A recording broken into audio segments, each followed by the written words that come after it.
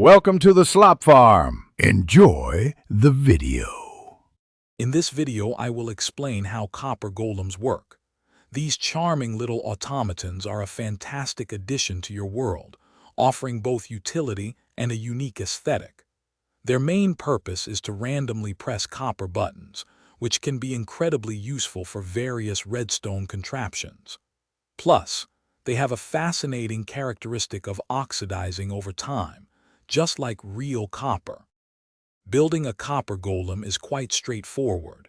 You'll need 3 copper blocks and 1 carved pumpkin. Simply stack the 3 copper blocks vertically, one on top of the other, and then place the carved pumpkin on the very top block. As soon as the pumpkin is placed, your new copper golem will spring to life, ready to wander and press any copper buttons it finds.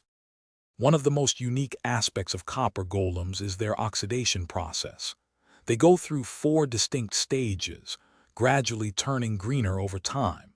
If you prefer a shinier look, you can use an axe on them to remove a layer of oxidation.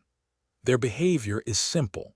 They wander around and every so often will randomly activate a copper button if one is nearby. Copper golems offer some really fun applications.